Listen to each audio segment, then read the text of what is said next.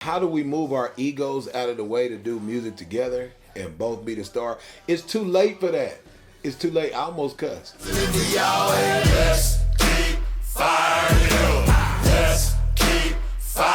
It's respect, it's love, it's what we need to be doing as a whole, just in our day-to-day basis. We both have a role in this. We both have a role, and we understood it from the beginning. We didn't have to figure it out, though. We didn't have to figure out what our roles were, so we can't. It's easy for us to not get in each other. Well, we weren't making music to make each other shine. We were making music to make great music. And really, I'm gonna be honest, we were making music to make ourselves happy. The byproduct of it is gonna make everybody else happy too. Right, yeah, we were doing something. That's the byproduct. To me, that's when there's so much manufactured and controlled and contrived stuff in the music business. Right. And there's none of that in this. We made something that I wouldn't, if this music didn't ever come out, I'd still be playing this and showing it to people. I would bump this. Like, I love what we made. I can't wait. So there ain't no way that it's not gonna, it makes me smile. And when dealing with my autoimmune disease, you dealing with yours, how the hell two people with autoimmune disease gonna find each other? And your doctor that you found by accident through your dentist told you about it, and you was in a bad place. Yeah, let's keep it 100. That's one thing we are gonna do. I was in a bad place, and we were just getting to know each other. And you're like, man, you got to go see my doctor, and I was in the place where you had just got out of whatever.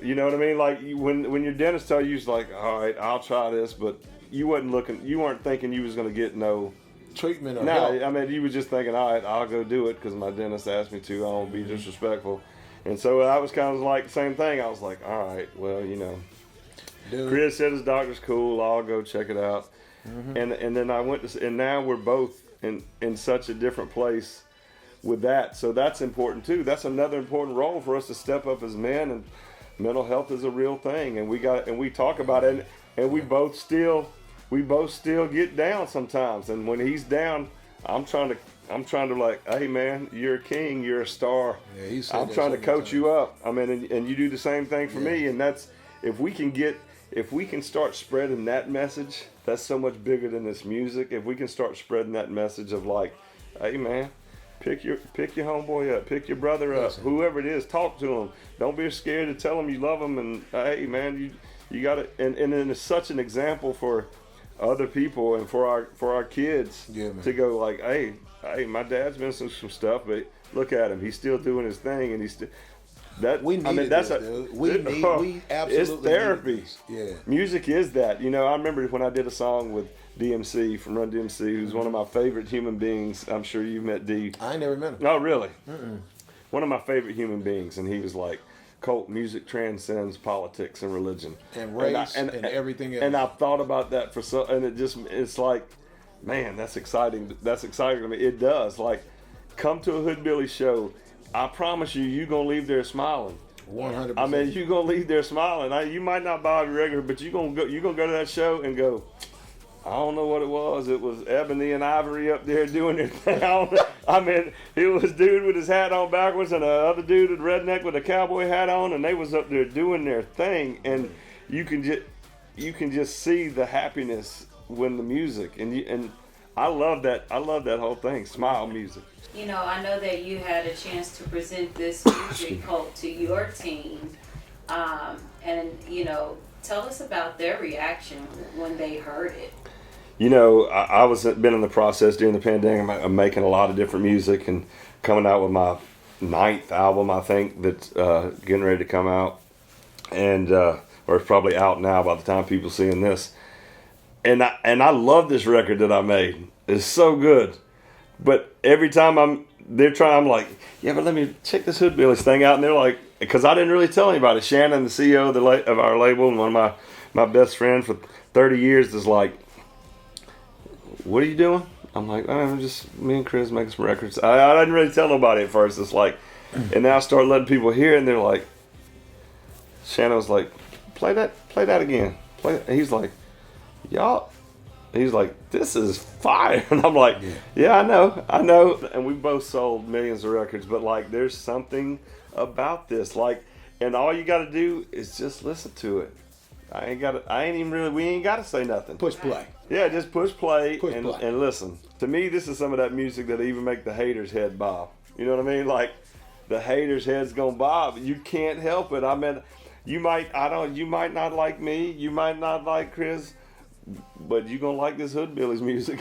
When we did All Know, the first song, I was hoping that he liked it as much as I did, because I really wanted to do a song with Colt. And when he said we should do a whole EP, what I really said was, yeah, man. And then I thought, I don't know. But the only reason why I said it is because I thought he was full of beans. I didn't know he was. Well, we didn't know each other like that then. Right, so you don't know if I'm just doing the whole artist thing. Hey, Like, you know how it we've goes. all been in that room where everybody's like, yeah, man, nah, let's do it. We're So- gonna do it. And then you never hear from him again. I didn't Yeah, know. on the phone. Yeah, like, I thought you said, it was like, So I didn't know. It I didn't happens. know if he was serious or not. And it was almost just like, it was so, it was weird. It mimicked exactly what happened with me and Tech Nine. Because we did one song together, and he called me and said, let's do a whole album, Absolute Power. And then it was the same Legendary. thing. It was the same thing. He was like, hey, man, we should do a whole EP. And I was like, yeah, man, we'll figure it out, or whatever, however I responded. I was like, I didn't know if he was... He didn't know. You didn't know I was I didn't ride know or him. die. I didn't know he was Yeah. ride or die Yeah. at the time. So it ended up meaning the world to me. Meaning the absolute world to me, that somebody of his caliber, of his stature, of his talent would want to collab with me and do a record with maybe an unlikely person. I'll keep it completely 100 too. Like, I pretty much write most of all my stuff, do all that. I'm so hands-on with everything I've ever done. He's Belichick and I'm Tom Brady. Hike. That's kind of how it is. Like, he is the mastermind behind the creation of most of the music. And then, like, I was so blown away, even how we were getting these tracks made. He was sending voice memos going, make the bass go boom, boom, boom, and then sending that, and then make the guitar say this, make the keyboard, and I'm like, this is crazy. And then all of a sudden, he's even letting me hear the voice memos, and I'm like, well, I don't know what that's gonna be. You just in there, saying something into the phone, and then dude comes back with a track. It's like, whoa, and then when he started saying, all right, I got this idea. And then I started getting crazy. Like, I'm coming, like, well, where's this next song at? You talking about this, and I'm trying to get to the next one. But like, you said this, and then it's like, well, I want to hear hot sauce. Let's hear. Yeah, because I sent you the voice. Yeah, and it's like, I don't know. And again, sometimes that's when you have to realize, like, hey, I'm getting to be a part of something that might move the needle. A lot of great people make records. A lot of great music's been made our whole life. Yeah, man. Not everybody moves the needle. You know what I mean? Like, not everybody changes the musical landscape a little bit. Like, you and Tech changed the musical landscape, right? Right. As independent artists. Like, when I came out Colt Ford, like, I didn't mean to, but it almost created a whole, they credit me for that, and that's humbling that I created this whole subgenre, or country rap, whatever. Like, I was just trying to make good music, like, but now as I've gotten older, I look back and I go, yeah, I moved the needle, with songs like me and Brantley wrote, like Dirt Road Ends, it's like, all of a sudden that's a diamond song, 10 minutes, like, yeah, that moved the needle. Not everybody moves the needle. No. And that's when you also got to be humble and realize, like, I was getting to work with somebody who was great. I was working with greatness.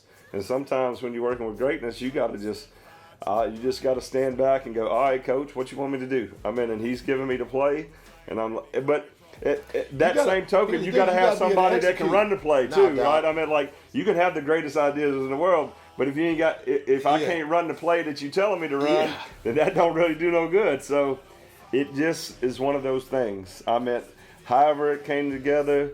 I mean, I know it was some God. I know it was some divine intervention, whatever, the 100%. universe. It was spiritual. It was whatever, but it's here. It's Hoodbillies, and it's here. Legendary. Yeah, we're here to change the landscape of music, country music, and everything else. It's the things that legends are made of, and you can't no matter how much you want to, you can't intentionally set out to do that. Do you feel like this is just an introduction of Hoodbillies?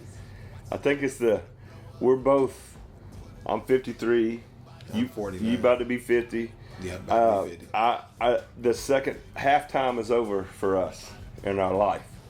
Dang. And that's crazy, but that's true story. Halftime is over.